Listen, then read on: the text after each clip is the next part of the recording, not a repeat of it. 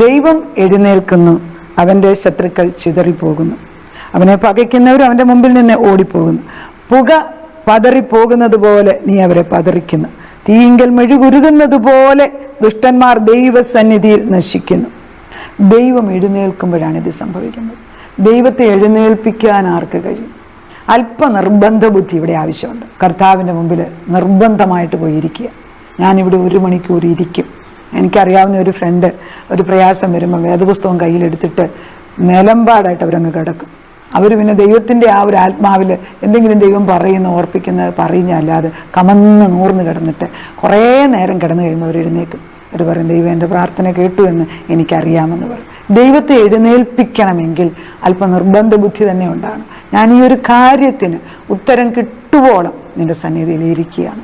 ഇത് കിട്ടുവോളം ഞാൻ ഒരു ഉപവാസം എടുക്കുകയാണ്. ദൈവത്തിൻ്റെ വാക്യത്തിൽ ഞാൻ ബലപ്പെടുകയാണ്. അങ്ങനെയൊക്കെ ഒന്ന് പറഞ്ഞ് യേശുവിൻ്റെ അടുക്കൽ. അതാണ് ഉടമ്പടി എന്ന് പറയുന്നത്.